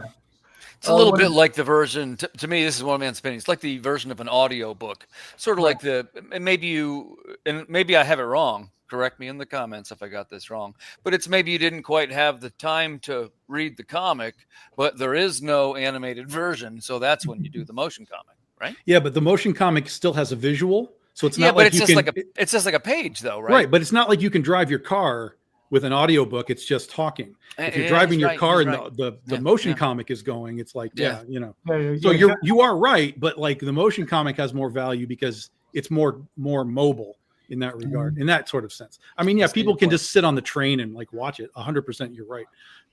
But if they were, I'll be honest, I don't watch those. And if they were free or something in some capacity, sure. Like that's how I got the first one. It was a free, and I'm like, give me the first episode. Let me see what this is like. And then it was like, there's more, and they're like, $1.99. I'm like, no, that's not it. Well, that's what I said. Is like they should like dump them on Amazon or on Tubi, and then see what happens with them. Yeah. 100%. If you're gonna make it free and just throw it up somewhere, then you might have something. Then it's a marketing thing. Then you're creating something to be like, oh, what is Invincible? Tell me what this is. Aaron has this great point here, and I want to chime in before this goes around the room because, Aaron, once again, you have hit the nail on the head in that the sequential art properties perform at the highest level when they are doing their own thing and are not an adaptation of another thing.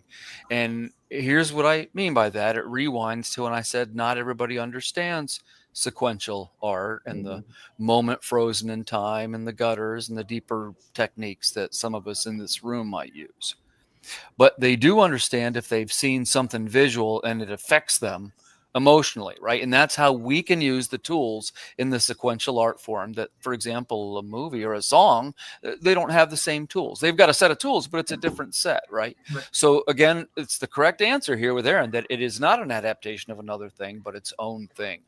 And, I'm a fan of the sequential art medium. Not everybody is, but it's, my roots go back to the early ones, to the Silver Age and to the, Steranko and these great page makers who sort of crafted these really rhythmic pages.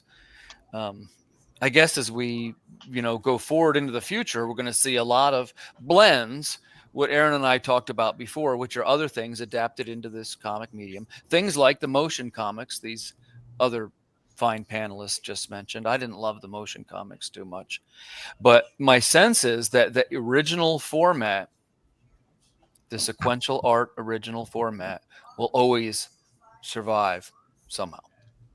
Yeah, but I think what Aaron's missing here is the point is we're talking about taking somebody from ground zero into comics. And that's often very difficult. Just like we said earlier, someone walks into a comic book store, they don't even know where to begin. If they can't so much as pick up a comic, they might not even know what the insides are supposed to be or how it's supposed to work. So the idea of starting them on something with an IP that they understand, they have a connection to what the IP is. Right. So if they struggle with the art form, they may be able to push through it and learn it because they're reading something that they understand. Now, the hope is that they would read a Star Wars comic and be like, oh, that's kind of cool. They might see an ad in there for Spider-Man and go, let me get a Spider-Man book. Let me go over there. That's the hope, but you have to get them in somehow first, because it's an overwhelming thing just from picking what you want, because the wall of comics.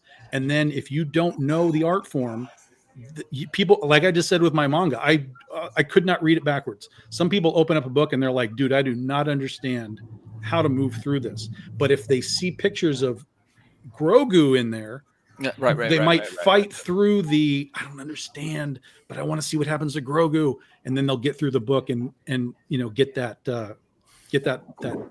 whatever that sense. Well, and I sometimes joke about on the retail end. I used to be a comic book retailer many years ago. Yeah, and you'll be able to date it by the time that this happened. And this inventory choice was the choice of my ex-wife, and there was the Twilight graphic novel version of which the movies by that point were out and they were pretty popular, and it was sort of like a manga-esque version in a digest.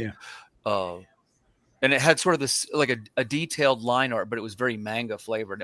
Ash Masco, am I saying that right? Yeah, that's Ash and Ash Witter. Yes, yeah, Ashley Witter and yeah, they're a team, right? Yep. So And but please excuse me, I forget which one draws and which one writes. But the deal is that they made this adaptation, right? So my ex-wife's like, well, let's carry it and see how it does, man. So the first one we get 30, sells out in a day. The next one 50, sells out in 2 days. Then this develops into a like romance manga is kind of like a category among young female readers. So we started carrying, like, again, a little bit of an odd inventory choice, but it shows you how the sequential art form can survive. Like if you would have asked me, I would have guessed that maybe that was not a segment, but I mean, there you have it. Yeah. Well, you got to remember back in the day, Star Wars saved Marvel Comics. Jim Shooter openly said that if it was not for Star Wars and the sales they generated from that book, Marvel Comics would have probably shut down. Because they're one of their big sellers. I don't think I knew that. That's interesting. Yeah. Well, here's something for the two of you guys, and Marvin brought this up with the wall of comics. Would it make it easier if the books were racked in genre as opposed to, let's say, company? No, I hate that. To me, and I've worked in different comic shops for different people, and they've done it different ways. I have never seen. Now, again, this is just for me, but it's actual, like we tested this. For me, the best way to get people to see comics is to just say A through Z, because then Batman is out and Critter's right next to it. So if someone comes and buys their Batman book and Critter's right next to it, now these are not comparable books, but hey, there's Batman. Hey, what's this Critter book? I want to see what this is. Whereas if it's just Batman, Superman, you're creating a box, right? You're creating a box for these people to sit in. Here's all the Marvel, here's the DC, here's all the horror, whatever. Now, genre is better. I like genre as better than like publisher, because then again, you're getting different writers and different companies in one zone. So that I can definitely. And what's going to happen there, Tom, your customer's going to hang out right there and maybe buy 2 or 3 things. Yeah. So I think if you're not going to do alphabetical, I think genre is probably the next best.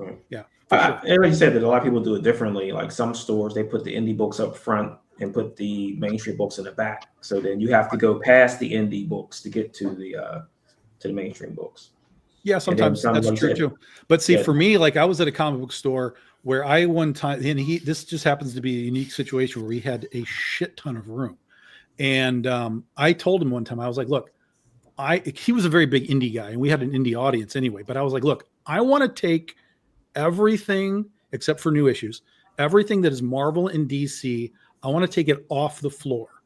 I want the entire floor of this opening of this place to be your indie books, Image, and just every company that there was. I want to take Image, or I want to take DC and Marvel, and I put them in these back rooms so that they will have their own spaces. And I want everyone to walk through the indies to get to the Marvel and the DC stuff. Mm-hmm. And he thought about it for about 8 seconds and was like, yeah, do it. What was interesting was it worked perfectly. We had people walking through the store going, what is all this? I've never seen any of this before. And they would stop and they would look at things and we'd be like, yeah, that's Zenoscope and that's Aspen and that's, Valiant, whatever it is. And they'd be like, well, where's the Marvel stuff? And we're like, well, when you're done here, Marvel's in that room, DC's in that room. And the guys that like the Marvel and DC stuff, they lost their minds. They were like, there's a Marvel room? Like, holy God. Like, so it worked perfectly, but all of those people that were walking through the indies, stopping and looking at the indies, even if they didn't buy anything, they were looking at things. And it was a monster success. All the new stuff, obviously, we still had Marvel on the front wall, but everything else that was tables and racks and showcases was indie first, and it worked great. All right, cool. Yeah, we should probably thank you to the stores out there that are supporting the indie comics publishers. Yeah, well, absolutely. Yeah. Yeah, give them a quick shout out. Definitely. Aaron is losing his mind. Yeah, Aaron, you're wrong. Stop, Aaron, you're wrong. Everything you're saying is not relevant to the point we were trying to make. The point is if someone is at ground zero to comic books, right? Never read a comic book in their life. I hear him. I hear you, Aaron. I hear what you're saying. It is. I'm not saying it is a must, right? But comics are to the general public. Batman, Superman, Spider-Man, Wonder Woman. That's comics. You can absolutely use those as your starting points. 100%. I'm not saying Star Wars is like the go-to point, right? Not in the slightest. I'm just saying it's an easy one because the way that the books are done and the way that they relate to what people know in the films and the TV, it works together versus Iron Man in the comics is not Iron Man in the movies. So there's going to be butting heads there. So if you wanted to come in and be like, you like Wonder Woman? We have Wonder Woman comics. Wonder Woman is right here. Stardom right here. I have no problem with that. But to come in and be like, you've never read comics before? Let me send you over here to this Image stuff that you've never heard of, that probably has some art styling that might be confusing to read, right? You have to make this easy for people. And again, going back to the very beginning, the first thing I said is it depends on the person, right? So there may be people that you could be like, I know you can handle this. We're going to go over here. We're going to take you to like somebody whatever. that likes novels might really like the denser material. Like JD was saying, if they like fables or if they like fantasy, they would like fables. You want it deep? We're going to go over here to Watchmen, right? This is a deep, deep book. We're going to take you here. Right. But if you're not really a novel person, I'm not even going to tell you Watchmen exists. Like never am I going to tell you that exists. It's too much. I'm going to take you to something that you. But understand. You know what, Aaron? I see his point too. He's approaching it as the pure. As the an purity of the artiste. craft, like discover it, right? Of course, discover it. No one is saying don't discover it, but we're saying that the art form can be tricky for people. That's all we're saying. And how many so people got into G.I. Joe based on those commercials they showed after the G.I. Joe right. So all we're saying is that if you, and again, it's all person. Yeah, what I do for Tim and JD and Marvin are going to be different. I'm going to take you here. I'm going to take you here. I'm going to take you here. I've worked in retail and comics for decades across the boom of the indies, the bust of the indies. I've worked in a retail store like we just talked about. I've seen all of this. I've watched people struggle with just how does this work? And sometimes the easiest way to make it work is to start with something that they understand. And again, I'm not saying an IP like Star Wars or Buffy, Wonder Woman, Spider-Man, whatever. As opposed to, why don't you start with Spawn? Why don't you start with Savage Dragon? Why don't you start with like Wetworks or, whatever? Like they don't know what that is.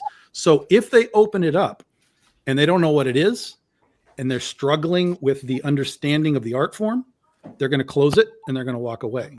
But if they open it and they go, I don't understand it, but I like Grogu, you can catch them and get them through the book. And hopefully by the end of the book, they can have a sense of, okay, I think I get how this works.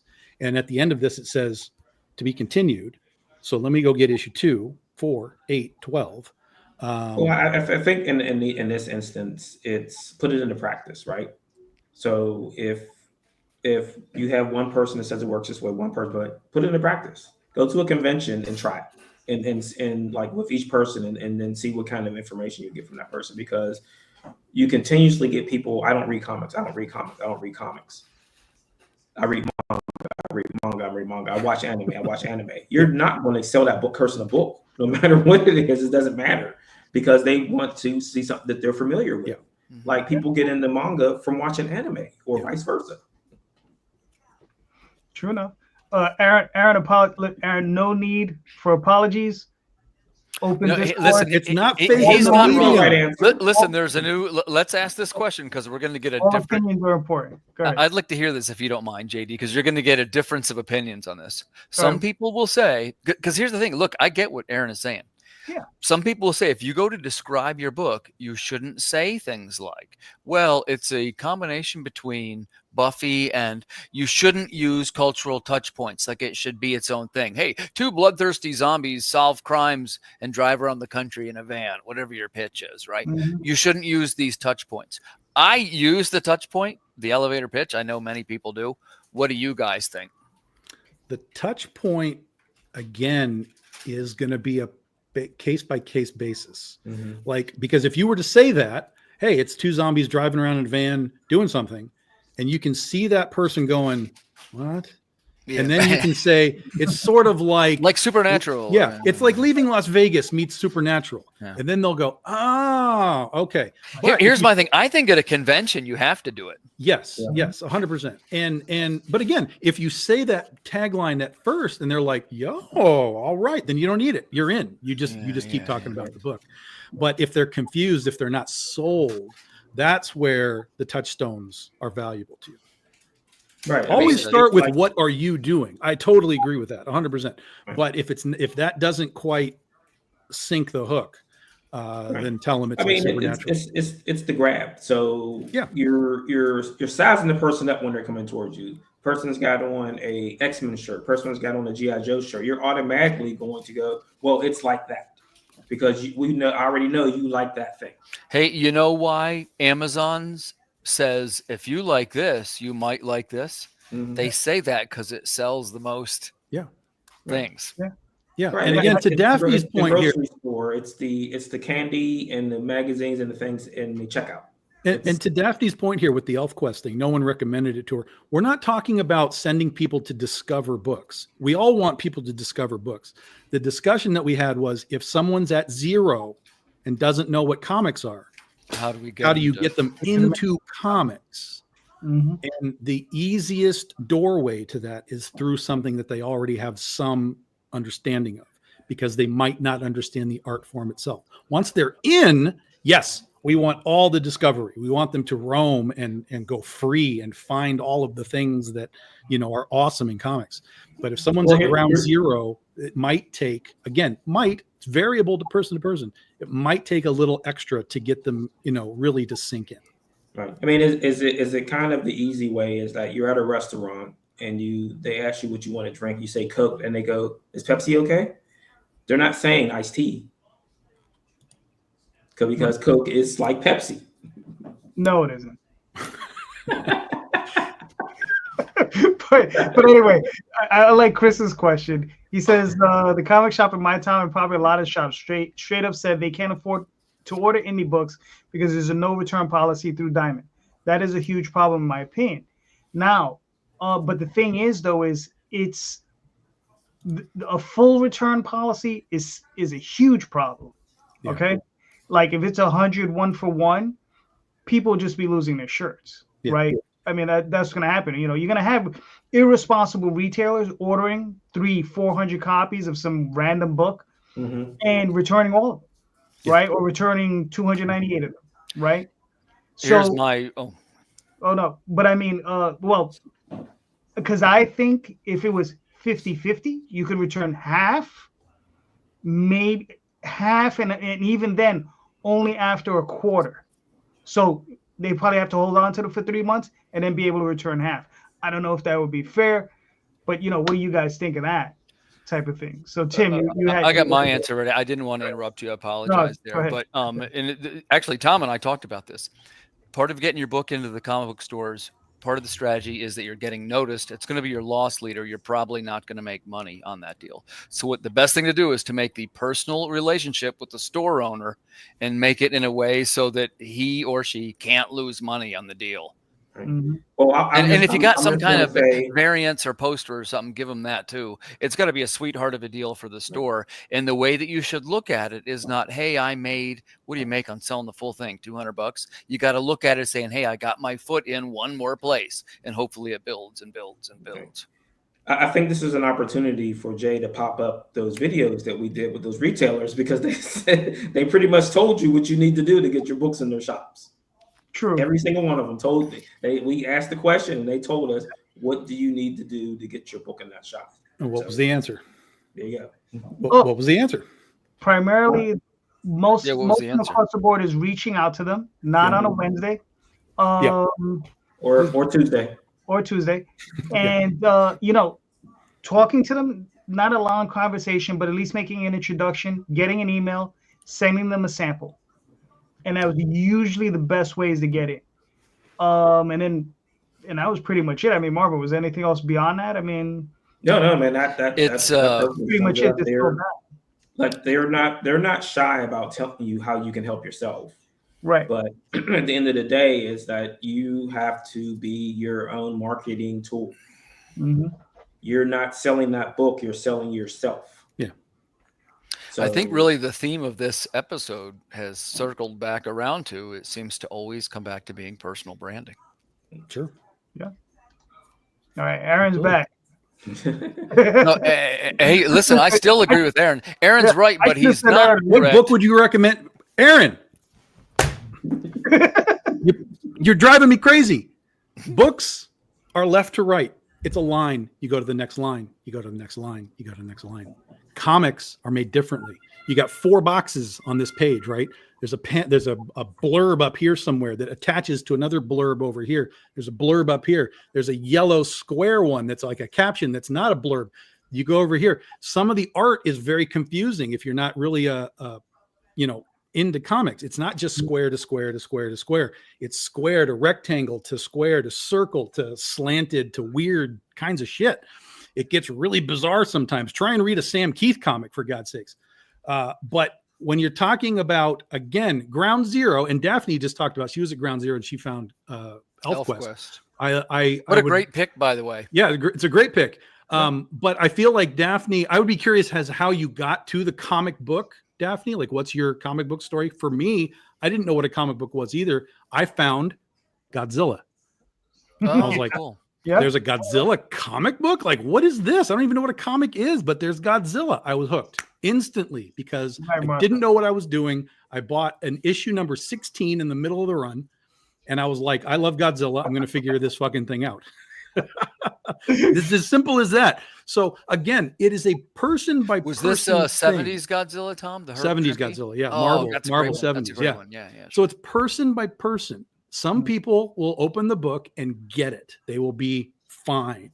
But if they're not, and this is my entire point, if they're confused by what they're looking at, start them with something that they understand, and they will be more apt to learn the medium, right? Than if it's like, well, I don't like, I hate Star Wars. Why would they read a Star Wars book? I hate superheroes. Why would they read a superhero book, right? So there are places to put them, certainly, 100%. I don't disagree with you. There are places to put them.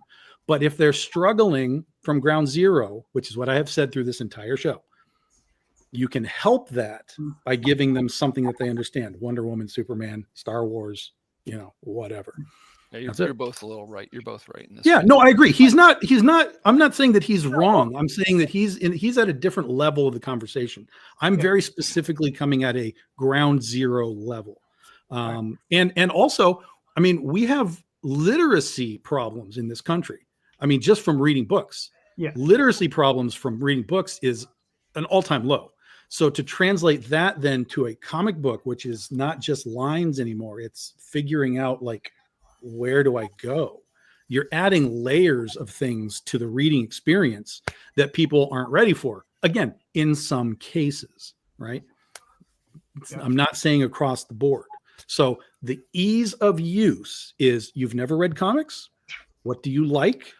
Let me take you there. Even if it's just within a genre. You don't want to say, here's the Buffy comic. Okay, there's other horror things we can take you to genre. And that's that. I can remember my very first time where I got turned on to understanding what sequential art was. And I know I told JD this before, but it was, in my case, it was parents were at a garage sale or something, grabbed a comic, which is like a nickel or a dime. My dad tosses it to me. It was Straight Arrow, who is he's from the 50s. He was like a cowboy who at night he dressed up like an Indian to like solve crimes and things. And the Indian that he dressed up as was Straight Arrow, but he was really this cowboy, right? But in the panel, they were robbing the stagecoach, and it was very finely rendered. It was illustrated very well. Like some old 50s, 60s thing? Like gold. Yeah, this is probably 50. This is probably 55, 54. Okay, yeah. And the guy pulls back the arrow, right? And the next panel, the guy, and the arrow is through his hand. And I was like, across the gutter, he shot the arrow. You see how my mind understood it at 6 years old, whatever it was. And ever since then, I loved sequential art. I understood it. And I graduated from that into Marvel and the extended universe and, I was. It sounds like I was on the same page with you. I'd have been, in the Marvel in the 70s, but that was why I had always understood it because of that moment. And I think some people don't have that moment where the sequential art, right? Where they and understand. and you came in like a golden age book. Art was very simple back then. It was good art, but it was very square to square to square to square. Right. You understood, and that where just you were happened to going. be, that happens to be the one I saw, because really that would have been, I actually would have seen it in probably, that would have been 1971 or so. It was already an old book, but it was just that I remembered it. You know what I mean? Because I can still see the arrow through the guy's hand. All right. So look, guys, I got one last question I want to ask, and then we'll call it a night. So here it is. Who's a creator or creators, just one or two, you would hope to see more from in the upcoming year? So, Tim, you got any thoughts on that? Who's a creator you'd like to see more from? You mean like an indie creator or? Yeah, it's up to you. Indie creator, top line pro. I'm glad you let me give them a shout out. I'm going to be working with this crew out of Argentina on the upcoming Operation Birdman, and we're looking to launch that in January. That is going to be a collaboration between Earth Dog Studios. I'll be like your American publisher, and Mito Monte. That's Luis Santamarina from Argentina. And of course, our good friend Matias Zanetti is going to work on that book too. All right, cool. Tom? I don't know. I don't know that I have an answer to that. There's some guys in the mainstream that I like seeing, and it bugs me when they take like a lot of time off. Like a lot of time, like if you miss an issue, you miss an issue. Like you got to fill in. I got it. But some of these dudes are like, yeah, I'm going to do like 6 issues, and then I'm going to skip out for 6 issues, and then I'll come back for 6 issues. I'm like, oh, dude, I'm like here for what you're doing. You're asking me to hang with a book for a long time when you're not involved with it. So that kind of bugs me. But I also understand the business is the business. So I don't know, because I don't really follow a lot of monthly books as far as the mainstream goes anymore. Very, very erratic pickups. So I would probably say the one thing that I know is happening, and I know that I'm the reason that it's not happening as quickly because I keep giving her more work, is Nia Rufino has been working on her Secret Life of Crows book for like a long time. And she's been working with Raven Gregory on some of the scripting and stuff. And I keep, every time I ask her to do more, I'm like, I know you're doing your Crow book, but can you do some work here? Is that going to be a problem? And she's like, no, it's fine. I got it. So I'm looking forward to when she finally gets that book out. And I'm going to try and help her as much as I can to, keep that moving along. All right, cool. Chris wants to see Travis Charest. Oh God, yes, please come back to comics, Travis. Yes, please. So Marvin, I don't know. Did you hear the question? No. All right. So the question is there a creator or creator you'd like to see? Who's a creator or creators you'd like to see more from coming in 2025? Brett Booth, so he can do my cover. Okay. All right. Well, he's not on Gunslinger Spawn anymore that I know of, so maybe shoot him a message.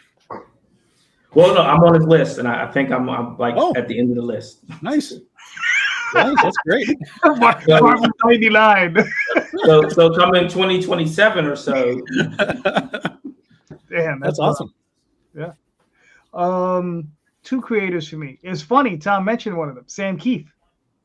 I'd love to see more comics from Sam Keith. I haven't seen Sam, 2 or 3 years? More? 4 or 5 years now? It's been a while. What, My Inner Bimbo? Is that the last thing he did, maybe? Was that it? I know there was one with a crane or a star. Oh, yeah, the Ellis and the Egret or something. Right, yeah, there you go. Yeah. I think that the Max would be an excellent book currently because of the mental health things it dealt with. Mm-hmm. That would be a perfect book for bring back now. Probably, but like I said, I'd just like to see Sam just come back and do something. The other person is I don't know if he's still on the naughty list, and as Warren Ellis. He's been out for 4 or 5 years. Oh, And man. Warren is a great writer. You know what I mean? I know he's been through his stuff and he screwed up or whatever, but it's been 4 or 5 years. Let the man do a comic. So those are 2 people I'd like to see. All right. So, gentlemen, we made it to hour 2. Thank you so much. This was awesome. It was, I think, a really good conversation. I think we covered a lot of ground. See, whenever Jay's not around, we have very intelligent We get work done in here. Exactly. But thank you, guys. And please, Tom, where can we find you and your work, sir? BigDogInc.com, guys. Catch up on books. 15-year anniversary starts Wednesday, January 1st. We're going to do a 24-hour campaign for a little Ni Rufino celebration. And then Critter launches January 18th as we get the year underway. All right. So Brett is in the desert with dogs swung on the wheel for power. Oh, he's still churning stuff out. He's just not doing my cover. There you go. Tim, where can they find you and your work, sir? I have my website. That's earthdogstudios.com. Or, of course, you can follow me on my YouTube channel. That's the Earth Dog Network. Or if you're so inclined, you could follow me over on Substack. The easiest way to find me there is by my name, Timothy Fling. Closing in fast on 600 subscribers on Substack. Very good. Very good. Marvin? You can find me at theedgecomic.com and comicsbird.com. Those contain links to all our socials, including my Substack. And I added Blue Sky to my website now. Nice. Big shot. I had to hunt for the logo. Like they don't have like a marketing kit on that site. The social media that everybody is on and nobody uses. Yeah, right. Yeah, this is true. It's so different than Twitter for me because I had no interaction there. Like most of my interaction is on Facebook and Instagram. So yeah, exactly. So I don't know. You can find me on Facebook, Instagram, Twitter, DeviantArt, and next Sunday night we'll be back here with more guys, and we'll be talking about comics and stuff. So what's funny is I don't have anybody booked for next weekend, so everybody's invited. It's weird because